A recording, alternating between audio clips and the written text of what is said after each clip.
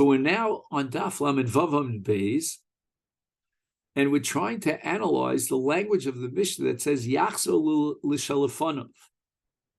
And the Gemara claims that this is not really an accurate statement, because with each subsequent hezek, in like the series of 5 hezekim, each one of the nizakim becomes a partner in what's ever left in the Shara Mazik. And therefore, l'kulam miboyle, the claim of the last nizak is not to the one before him, but rather to all 4 nizakim that came before, because each nizak becomes an owner of the shor, according to Rabbi Akiva, who maintains yuchlat hashor. And the Gemara answers, Amar Rava li olam k'Rabbi Shmuel. We're going to reconcile Rabbi Meir in our Mishnah with the Shita Rabbi Shmuel of Yusham Hashor. And that means that each one of the nizakim is simply a Bal Chov, meaning the nizak has a debt and the mazik owes him that debt. And that's called the Omer Bali Chovos Ninu. But now we ask Achron Niskar. It should be Rishon Niskar Miboyle. It's the first nizak who has the first shibud, and the status of the owner of the Shor Mazik is that of a Balchov vis-a-vis the first nizak. He's the one who should be able to collect the maximum amount of money from the Shor Mazik. Kigon shetofas nizak ligvos heimen.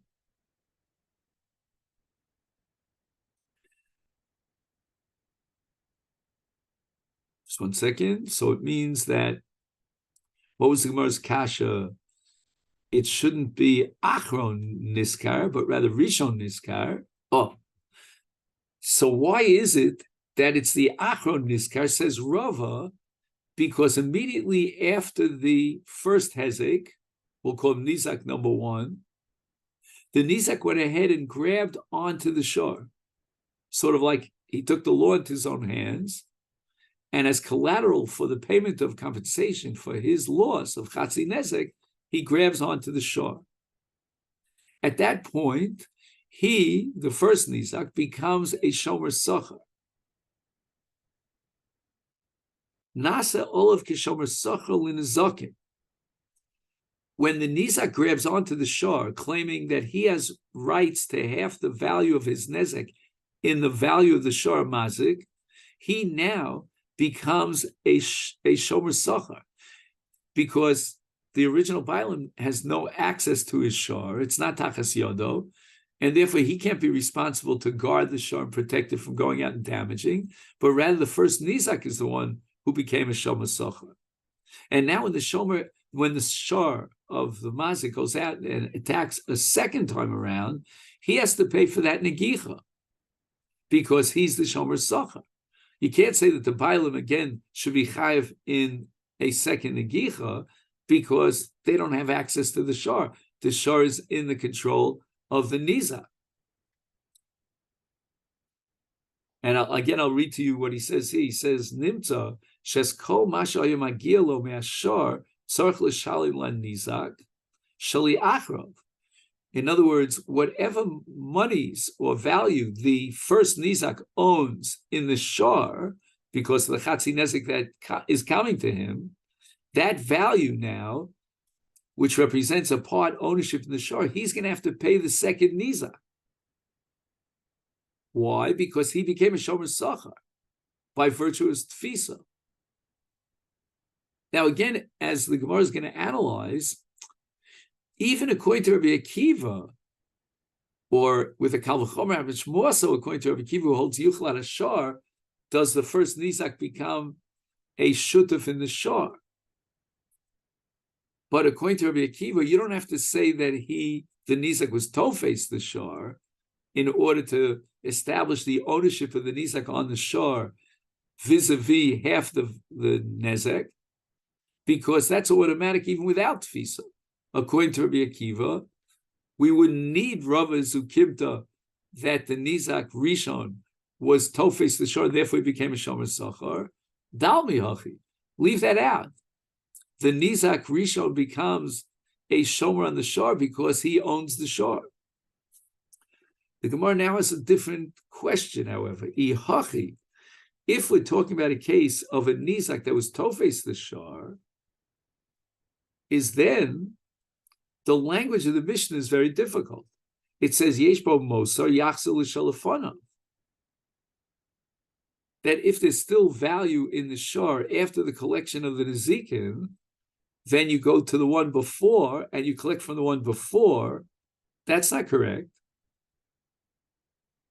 Because Yachzil l'bayla miboile, the Mishnah should have said that you collect from all the Nezikin, but what's ever left in the shore goes back to the Balashar, and the Balashar has to be responsible for the Nezek and pay his share. He says, "Hayitzarich lios hadin shemashe nisha me'ashor yachzil l'bayla v'rishon." In other words, what's ever left after all the collections of the various nizakin, each of which collects chatzi nezek midin tam. So after you subtract all of those various amounts of chatzi nezek, what's ever left to the shore belongs to the bailan. So it said yachzil bailan. And now Ravina is going to come and defend Rava. Omar Ravina hachi ktani. Here's how we're going to learn the Mishnah according to Rav. Im yesh bo mosar l'nizakov, yachzir shalafanav. If the last nezek for the achron was, let's say, less than the nezek of the one before him, so therefore it means that the Nizak, Shabbat Shalom,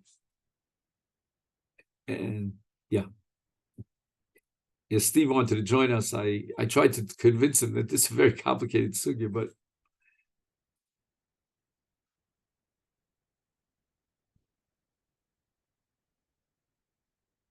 so Nimtza Shlo Hutzach HaNizak HaKodem L'Shalom is Kol Shovi Domi Nizko La Nizak Shali Achrov.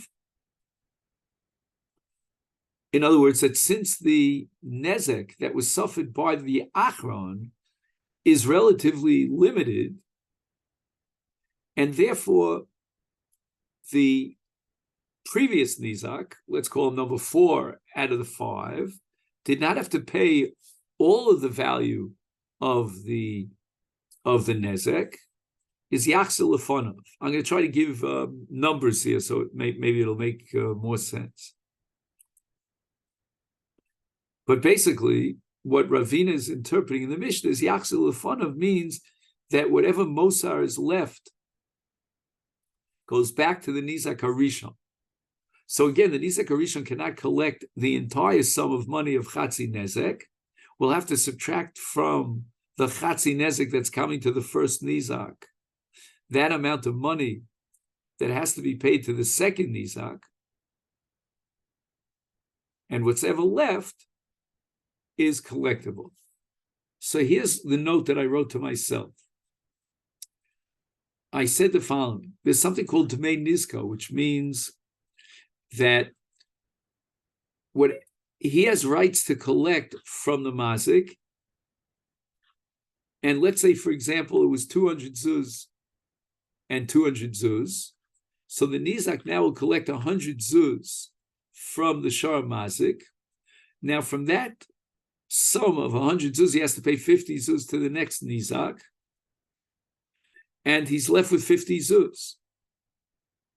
And that's called yachzir shalafonav. No, it's that 50 zuz, which is the Dmei Nezek, goes back to the previous nizak. V'chein ki asa Ravin. Ravin came from Eretz Yisrael to Bavel. Omar, he said in the name of Rabbi Yochanan, Mishum Pshias Shomrim Naguba, that the explanation of the Mishnah, like we saw in Rava, is that Rabbi Meir holds like Rabbi Shmuel, but the reason why the Nizak Rishon is chayav to pay the Nizak Sheni, and how did the Nizak Rishon become a shutaf in the Shara Mazik, that's through the mechanics of tfisa, even though we hold like Rabbi Shmuel that they're bali chovos. Frekta Gemara, b'mayu kimta, ki Rabbi Shmuel. Now you're telling me that Rabbi Meir agrees with Rabbi Shmuel. Ihachi Masechet. How are you going to explain Rabbi Shimon? Rabbi Shimon Omer, Shor Shovim Masayim, Shedogach Shor Shovim Masayim, V'yeina Nevel Yofe Klum, Zeno Tilmana, Chazav Nogach Shor Acher, Shovim Masayim, Acher No Tilmana. So the last one collects a mana. V'shalafanav, Zeno Til Chamishim Zuz, Chazav Nogach Masayim, Acher No Til Shalafanav Chamishim Zuz, Shnayim Rishonim Dina Zov, which is 25 Zuz. Well, there's no mention of tfisa here. So that means that Rabbi Shimon is adding into the Mishnah the sheet of Rabbi Akiva of Yuchal Ashar, which means that with each subsequent nezek, the nizak becomes a shutuf in the shar, and if he's responsible to chip in for the hezek subsequently, is Ason Rabbi Akiva, Diomar Torah Shutfininu, that the shar is now owned by a partnership between the mazik and the nizak. Is Reisha Rabbi Shmuel the Sefer Rabbi Akiva? Amri, the Gemara answers in. That's exactly how Rava and Ravina understand the Mishnah. The Reisha reflects Rabbi Shmuel, the Sefer Rabbi Akiva. Where do we find such a thing that you split a Mishnah into two? Daha Omar Le Shmuel Rabbi Yehuda. Because this is a Gemara that we had back on Daf Tesvavam based, and the Gemara asked their akasha from the Reisha, which reflects the sheet of the Rabbana and the Sefer Rabbi Tarfon. And on that, we find that Shmuel said to Rabbi Yehuda, Shidina, the sharp one, Shvok Masnisim V'Tov Asroi. Don't work so hard on explaining the Mishnah. Leave the Mishnah alone. Let the Mishnah be interpreted as half Rabbi Tarfon and half Rabbi Akiva, the Reisha and the Sefer, and here too, Reisha Rabbi Shmuel, the Sefer Rabbi Akiva. So just to summarize, the difference between the Reisha and the Sefer is whether or not the Nizak Rishon was Tofes, the Shar Amur. And according to Rabbi Shmuel, you're going to have to add Tfisa, according to Rabbi Akiva, not. Omar Rabbi Yochanan. Hekdishon Nizak Ika Benayu. The difference between Rabbi Meir and Rabbi Shimon in our Mishnah would be if, let's say, the Nizak went ahead and he was Magdish, the Shor HaMazik. That's going to be an afkamina between Rabbi Meir and Rabbi Shimon. According to Rabbi Meir, who holds like Rabbi Shmuel that Yusham Ashar, and the Nizak does not own the Guf Shor HaMazik, therefore he doesn't have the ability to be Magdish. But according to Rabbi Shimon, who says that the halach is like Rabbi Akiva of Yuchlat Ashar, therefore the Nizak becomes a shutov, and he can be Magdish, his shutvis, his share in the shor. Now the Gemara brings a suffix regarding a different Mishnah. Tanan Hasa.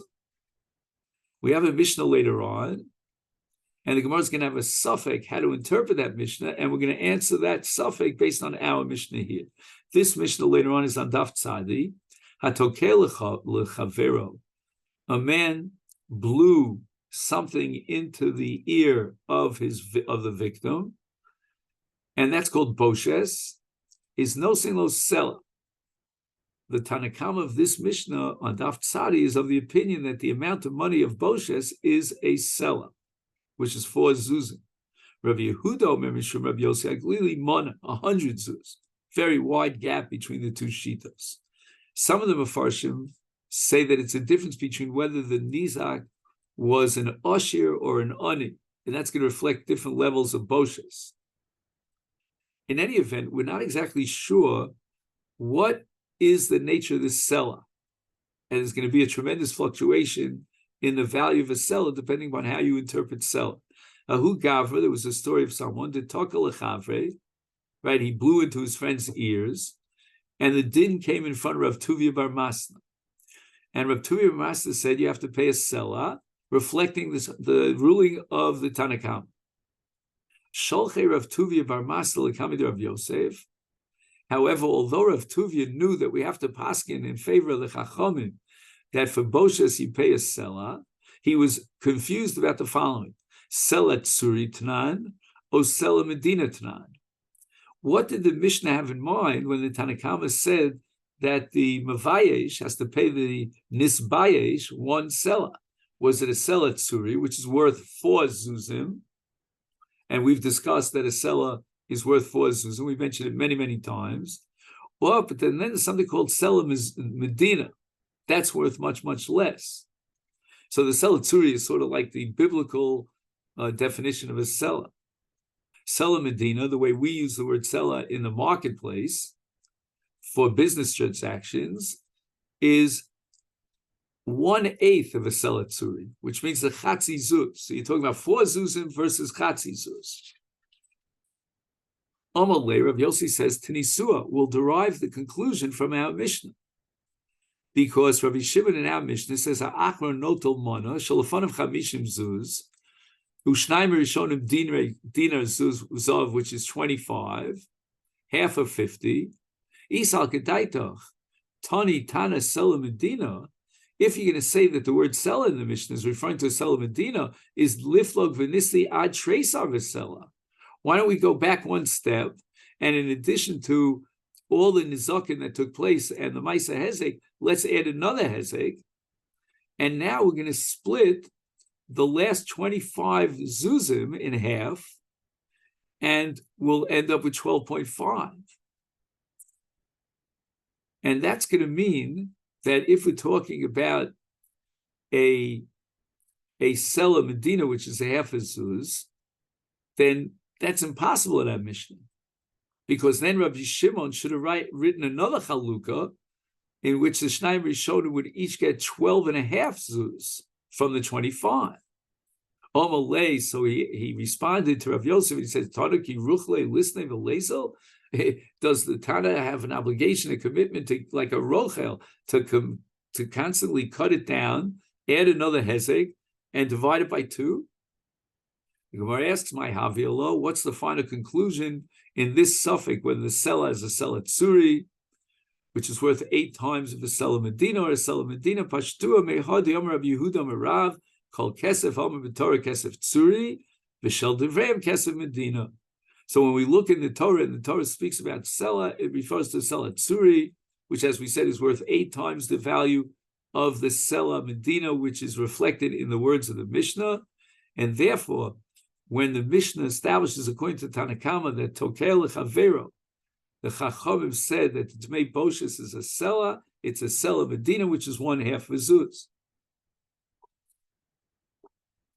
Amaleahu Gavra, this is the end of the story that we started before. Hoil Upalga de Zuzahu, now that you've come to the conclusion that my claim is only a half of a Zuz, Lo Be'ina, I'm Meichel on it. It's almost an embarrassment for me to accept a half a Zuz in a claim of Boshes. And this Nesvei Laniyim, you know what? Give the money to the poor people. Hadar Amalei, then he comes back and he changes his tune and he retracts his original statement. Nesvei Nila, give it to me. V'ezel ve'evri be'nafshe. I'm going to use the half a Zuz towards the doctor bills to pay and bring my nefesh back to what it is. I guess he's paying a psychiatrist. I don't know. Amalei Rav Yosef, Kfar Zochu be'anim, you can't change your mind because I am the representative of the Aniyim, and the very moment you said give it to the Aniyim, I was Zoch on behalf of the Aniyim. V'yafagav delek Aniyim hacha, even though you'll say, well, what do you mean that Rav Yosef was Zoch on? Where are the Aniyim? They're not here. Nevertheless, Anan Yad Aniyim Anan. I'm the Gabait stock, and the Gabait stock is Zoch the money on behalf of Aniyim. It's like when you put money into a pushka, it now is designated for the Aniyim. The Omer of Yehuda Omer Shmuel, Yisomim Ktanim, and here we get into the sugya on Daf Lamed Zayin of Pruzbel.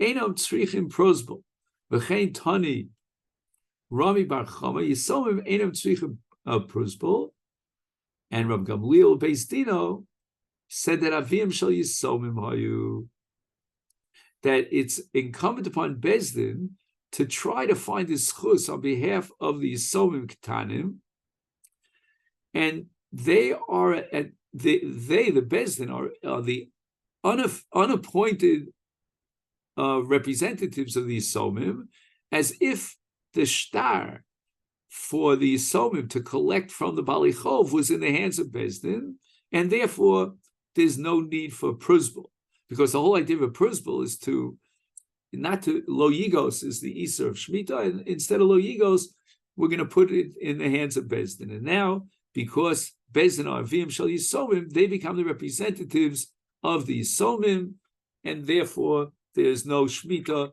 to be Mashamed, and you don't need a pruzbul. Okay, then, so this is where we're going to stop on Daf Lamed Zayin, and we're almost up to the Mishnah. Again, if we had more time, but I got to run over to a minyan myself, we would learn the last piece of Gemara, but again, I'll just fill it in for the Shabbos Daf. So Mirz Hashem, Li Neder, on Yom Rishon, we'll be learning Daf Lamed Ches. So I wish you a happy Hanukkah and a great Shabbos. Thank you so much.